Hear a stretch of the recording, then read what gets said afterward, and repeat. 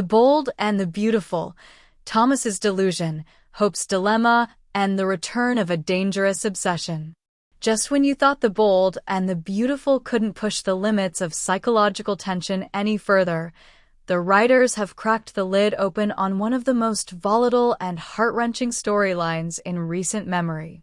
Following a harrowing accident in Paris, Thomas Forrester returns to Los Angeles not just injured, but mentally fractured. He wakes from a coma with an altered reality, firmly convinced that he is married to Hope Logan and that they have built the idyllic family life he's long fantasized about. The twist? None of it is true. The accident left Thomas with a serious head injury, and with it came the implantation of false memories, a deeply embedded belief that he and Hope are soulmates, legally bound, and co-parents in a perfect home. It's a fantasy born of obsession and trauma, and it has brought Thomas back to town not just disoriented, but dangerous. At first, the Forresters rally around him, especially Ridge, who pleads with Hope to play along just long enough for Thomas's mind to stabilize. Ridge, hoping to avoid a psychological breakdown in his son, begs Hope to show kindness, presence, and familiarity. After much hesitation, and against the judgment of her instincts, Hope agrees. She agrees to be near Thomas, to support him, but only as a caretaker, not as a partner. What begins as a reluctant gesture of empathy soon traps Hope in a situation spiraling out of control. Day by day, Thomas's delusion deepens. He prepares meals. He sets their table for two. He refers to her as my wife in front of others. He talks about their son, Douglas, as if their family unit has always been intact. The lines between reality and illusion blur for him, while for Hope, every moment is an internal scream. She's haunted by the past, by the manipulation, the gaslighting, the puppet with Beth's name on it. She remembers what Thomas is capable of when obsession takes root, and now, with his mind shattered, that obsession has taken over again. But she can't just walk away. Ridge keeps reminding her of the role she must play. And somewhere inside, a piece of her still cares, just not in the way Thomas believes. All the while, Hope's heart belongs elsewhere. Despite everything, she still loves Liam. He's the father of her child, her rock through heartbreak, her first love. And so, in the quietest hours, she sneaks away. Late-night drives, discreet messages, secret meetings behind closed doors. She tells Liam the truth that she's playing a part for Thomas's health, that she doesn't believe in this delusion, that her love is still with him. Liam is cautious. His concern is real. He doesn't trust the situation, especially with Thomas's past. But he respects Hope's loyalty and agrees to keep their contact hidden for now.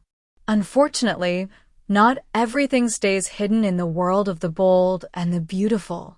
Thomas sees them. It happens by accident. A late-night walk. Hope slipping out to meet Liam. A shadowed street corner. An embrace. And from the darkness, Thomas watches, eyes unblinking.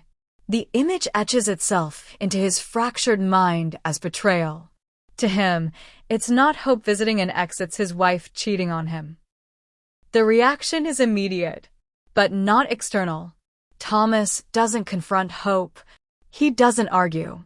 He doesn't even let her know he saw anything. Instead, he begins to spiral. Internally, a storm of paranoia, pain, and rage begins to churn. And in that storm, an old version of Thomas reawakens, the manipulator, the schemer, the man who once orchestrated an entire romantic lie to get Hope under his roof. But now he's operating under the delusion that he's already won. And the only thing standing in the way of his perfect life? Liam Spencer. The plan starts with subtlety. He begins asking about Liam in front of Ridge. Makes offhand remarks about how Liam always finds a way to get in between us. He plants seeds of doubt. begins creating the narrative that Liam is trying to sabotage his recovery, that he's triggering stress, that Hope needs distance from him. Ridge listens, concerned. Brooke gets wind of it and grows suspicious. But Thomas doesn't stop there. He begins tailing Liam's routine, following him, watching him from afar. His mind, now fully detached from reality, reframes every move Liam makes as hostile. A grocery run becomes a secret rendezvous. A visit to Steffi's house is viewed as manipulation. A text to Hope is proof of betrayal. Thomas begins tampering. He hacks into Liam's calendar and reroutes a private business meeting. He slashes one of his car tires, not enough to harm, just enough to intimidate. He leaves anonymous messages, then erases them. Hope begins noticing Liam's stress. She tries to pull away from Thomas, but Ridge and Taylor beg her not to, citing Thomas's fragility. Then comes the breaking point. Thomas learns about a medical procedure Liam has scheduled to follow up to a previous condition. And that's when Thomas snaps. Fully delusional, he now believes Liam is planning to use the fake illness to lure Hope away permanently. And so, he decides the only solution is the permanent removal of Liam. Thomas engineers a scene. He lures Liam to a secluded cliffside trail somewhere familiar, somewhere from the past. Poses as Ridge's assistant requesting a meeting about co-parenting Douglas. Liam shows up. Alone. Thomas is already there. He's calm, smiling, dressed in hiking gear. He suggests they take a walk. Liam hesitates, but follows. The path gets narrower, the air colder, the words sharper. Thomas begins reminiscing, twisting memories of their shared history, redefining them through the lens of his delusion. He talks about Hope, about the life they've built, about the threat Liam has always posed. And then the conversation turns. Thomas's voice changes. "You can't keep coming between us," he says. "I tried to be civilized. I tried to let you live your life. But you refused to go away." Liam steps back, alarmed. "Thomas, what are you talking about?" Thomas steps forward. "You had your chance. But Hope chose me. We have a family. And I'm not going to let you take that from me. Not again." The cliffside looms. Liam realizes what's happening. A struggle ensues. And just as Thomas lunges, someone shouts. Hope. She had followed Liam, suspecting something was wrong. She screams. The distraction is enough. Liam breaks free. A misstep. Thomas slips, grabbing onto a branch before falling completely. He dangles over the edge. Hope rushes forward. Her instincts take over. She grabs his hand, tries to pull him up. Their eyes lock.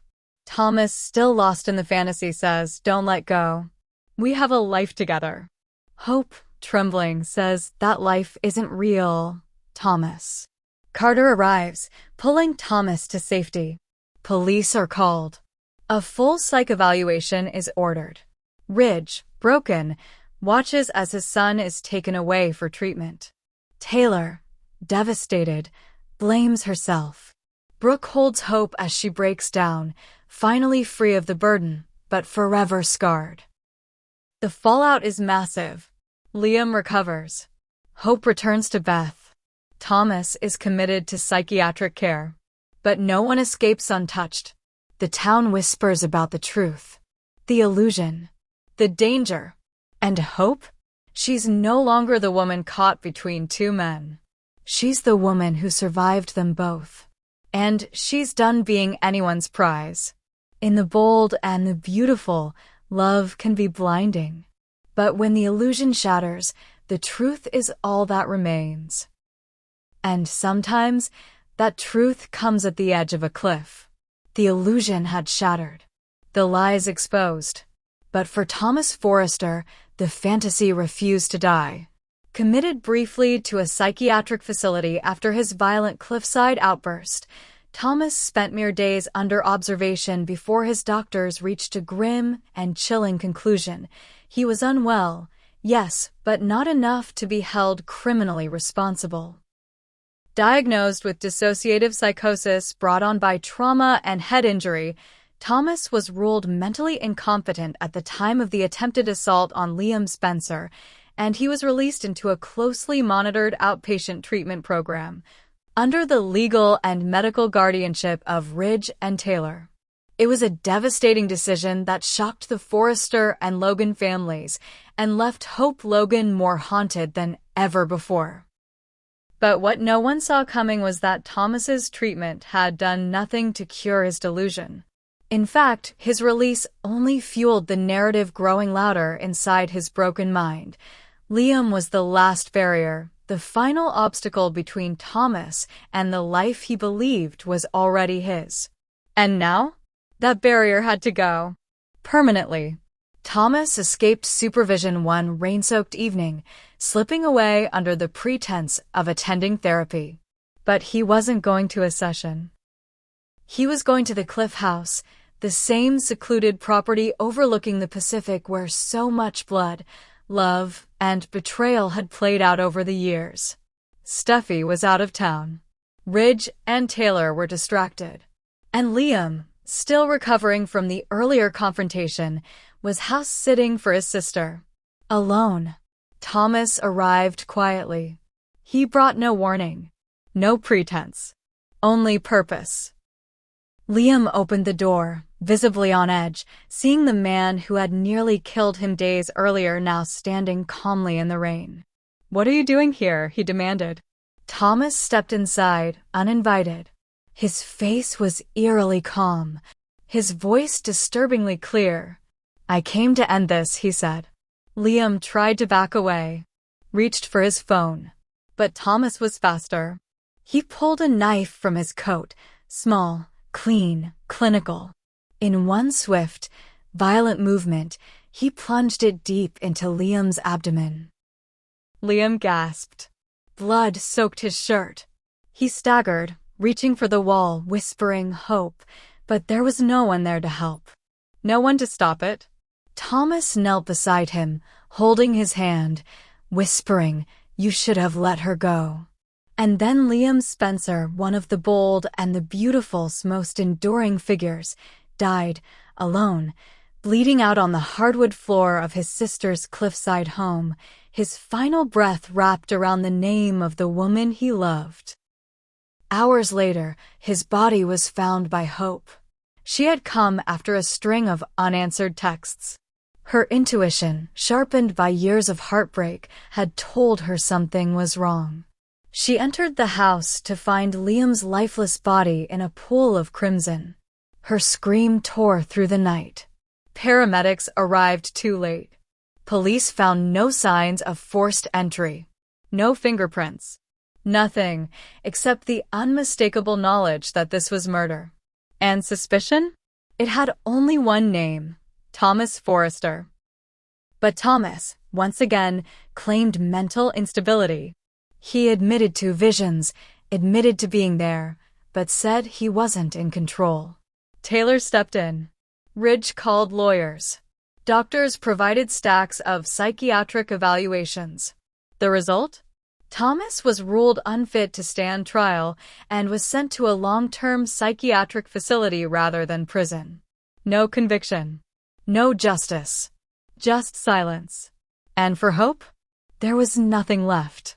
The man she had loved for years, the father of her daughter, was gone. Stabbed to death by a man who once claimed to love her too. The guilt crushed her. She blamed herself for agreeing to help Thomas after his accident. She blamed herself for hiding her continued contact with Liam. She blamed herself for not seeing the danger fast enough. She stopped speaking to Ridge. Stopped answering calls from Steffi. Ignored Brooke's pleas to rest. She withdrew from Forrester Creations. From the world. She would visit Liam's grave every morning before sunrise, sometimes with Beth, sometimes alone. She couldn't bring herself to explain it to her daughter. Not yet. Carter tried to comfort her. So did Finn. Even Brooke tried to rekindle the mother-daughter bond. But Hope had gone somewhere deeper, colder. She wasn't just grieving. She was ruined. Her love was gone. Her faith broken. And Thomas? Locked away in a facility outside LA, painting pictures of a family that never existed. Speaking to invisible people. Staring into space and calling it home. The man who once loved Hope beyond reason had become something else entirely, a symbol of how obsession, when unchecked, destroys everything. The fallout changed the fabric of the show. Ridge resigned as co-CEO. Taylor disappeared to Europe, ashamed. Steffi returned home broken, grieving for her brother, her cousin, and the company that once stood tall but now bore the scars of too much pain. And Hope? She returned to Forrester eventually, but not as a designer. Not as the woman who once wore flowy dresses and believed in redemption. She came back hard. Strategic. Stone-faced. She launched a campaign in Liam's honor. She fought for control of her own legacy. Not a Logan. Not a Forrester. Just Hope Spencer, a woman who had loved, lost, and refused to fall again. And behind every elegant step, behind every calm smile, burned the silent vow, no one will ever destroy me again. Because in the bold and the beautiful, love may start the war, but loss is what makes you dangerous.